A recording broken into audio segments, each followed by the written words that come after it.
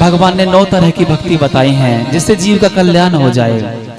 सर्वप्रथम कहा है कि जो सबसे सरल भगवान की भक्ति है वो है प्रथम भक्ति संतन कर संगा। कुछ भी करने की आवश्यकता नहीं है, गुरुओं के पास जाकर बैठ जाओ, जो सुनाई दे उसे श्रवण करो, मनन करो और चिंतन करो, कल्याण हो जाएगा। दूसरी रत मम कथा प्रसंगा, मेरी कथाओं का रसास्वादन करो, मेरी कथा श्रवण करो। लेकिन कैसे करो? रति मम कथा प्रसंगा भाव से।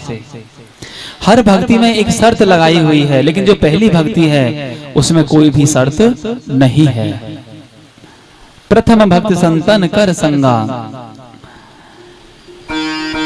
तीसर गुरु पद पंकज सेवा, तीसरे भक्ति अमान।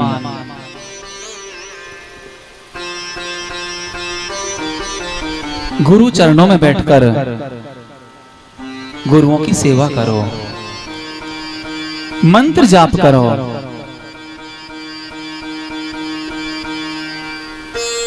अनेक तरह से भगवान ने माता सबरी को नवदा भक्ति प्रदान की है कि अगर जीव किसी एक रास्ते को अपना लेता है तो उसका कल्याण हो जाता है। आगे चलकर हनुमान जी के बहाने सुग्रीव से भगवान की मित्रता हुई है।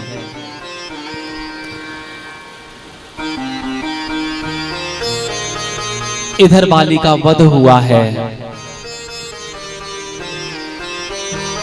भगवान ने छुपकर बाण मारा और अंत समय जब आ रहा था बाली का, तो बाली ने पूछा, भगवान आपका ये कौन सा तरीका था जो मुझे छुपकर बाण मारा, ये धर्म है या अधर्म है? भगवान ने बड़ा सुंदर कहा, जो वधू छोटे भाई की भार्या, पत्नी, बहन, पुत्र की पत्नी, गुरु पुत्री, अगर इनको कोई बुरी नजर से देखता है वो मृत्यु का अधिकारी है। आगे चलकर हनुमान जी सीता मैया की खोज में निकले हैं, लंका पहुंचे हैं और यहीं पर लंका दहन किया है। अच्छा, लंका में जो आग लगाई वो किसने लगाई? किसने लगाई? हनुमान जी ने। हनुमान जी लगाई? अच्छा, लंका में आग जो लगी थी वो हनुमान जी ने नहीं लगाई। हनुमान की जो पूंछ में आग लगी थी वो तो रावण ने लगाई थी, लेकिन लंका में आग शनिदेव महाराज ने लगाई थी।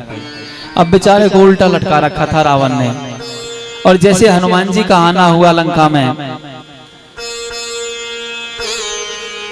शनिदेव महाराज जहां लटके पड़े हैं वहां से हनुमान जी निकले, और जब हनुमान जी निकलते हैं तो आवाज होती है। यही शनिदेव ने सुना, क्योंकि हनुमान जी ने बहुत जोर से जयकार लगाया कि जय जय श्री राम, और शनिदेव महाराज को सुन गया कि ये तो कोई राम भक्त है। आवाज लगाई और आज शनिदेव महाराज को हनुमान जी ने बाहर निकाला। उलट पलट लंका सब जारी, कूद पड़े पुन सिंधु मझारी। और उलट पलट, जैसे ही शनिदेव महाराज जी को उल्टे लटके हुए तो सीधा किया, क्योंकि शनिदेव महाराज की जो दृष्टि है वो अच्छी दृष्टि नहीं है, जिसके ऊपर पड़ती है उसका विनाश कर देती है।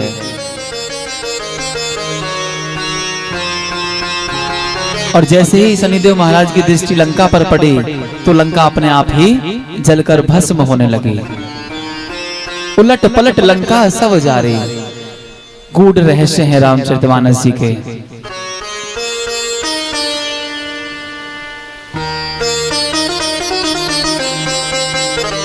एक बार राजा दशरथ देवासुर संग्राम करके आ रहे थे।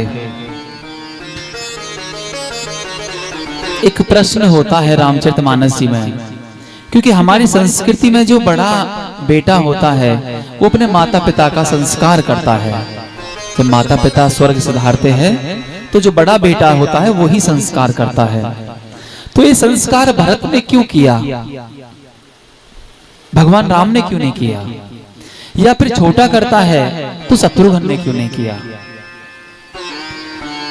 एक बार देवासुर संग्राम हो रहा था, वहां से विजयी होकर राजा दशरथ जी आ रहे हैं और यही शनिदेव रास्ते में मिले हैं। और जब शनिदेव मिले तो पीठ करके खड़े हुए हैं। दशरथ जी ने कहा कि तुम कौन हो और ये पीठ करके मेरी तरफ क्यों खड़े हो? शनिदेव ने कहा, राजन तुम धर्मात्मा हो, अगर मेरी दृष्टि तुम पर पड़ गई तो कोई अनहोनी हो जाएगी।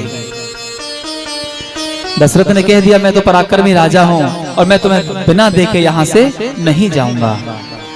और आज जैसे शनिदेव जी ने मुख किया है राजा दशरथ जी की तरफ, तो राजा दशरथ जी देखकर मूर्छित हो गए और ऊपर से गिरते गिरते नीचे की तरफ आ रहे हैं। यहीं पर जटायु जी ने पंखों पर लिया और आराम से पृथ्वी पर उतार दिया। दोनों में मित्रता हुई और राजा दशरथ ने कुछ देने को कहा और यहाँ पर जटायु जी ने कहा कि भगवान अगर देना है तो जब तुम्हारा पहला पुत्र जन्म लेकर आए उस पुत्र को मुझे दे देना। तो जो भगवान राम हैं वो राजा दशरथ के पुत्र ना होकर जटायु जी के पुत्र हैं। अच्छा यूं समझें कि अगर कोई अपनी किसी वस्तु को हमें देकर जाए, सौंप कर जाए कि मैं 2 दिन बाद आऊंगा और ले लूंगा, तो क्या उस वस्तु पर हमारा अधिकार हो सकता है? नहीं हो सकता। आज जब जटायु जी का अंत समय नजदीक आया तो भगवान जटायु जी के लिए रोए हैं और उनका संस्कार अपने हाथों से किया। और आज ये वही शनिदेव हैं, आज इनको हनुमान जी ने बचाया है। और उलट पलट लंका सब जारी, कूद पड़े पुन सिंधु मझारी। आगे चलकर जब हनुमान जी सीता मैया की खोज करके आए हैं तो सेतुबंध रामेश्वरम का निर्माण किया है। और जब उस सेतु बांध को बांधने के लिए सभी वानर दल लगे हुए हैं, यहीं भगवान राम बैठे हुए हैं। भगवान ने सोचा मैं भी थोड़ी सहायता कर देता हूं। और जैसे ही 2 पत्थर भगवान ने अपने हाथ से लिए और जैसे ही जल में छोड़े वो दोनों पत्थर डूब गए। नल और नील सेवा में लगे हुए हैं। भगवान ने पूछा कि तुम क्या कर रहे हो? और आज जैसे नल नील ने कहा प्रभु आपका नाम लिखकर हम पत्थरों को छोड़ रहे हैं। भगवान ने पूछा तो मेरे हाथों से पत्थर कैसे डूब गए? बड़ा सुंदर कहा कि प्रभु जिन जीवात्मा की डोर आपके हाथों से बंधी होती है, चरणों से बंधी होती है, उन्हें संसार में कोई मारने वाला नहीं है। और जिनकी डोर आपके हाथों से छूट जाए उसे डूबने से बचाने वाला भी कोई नहीं है।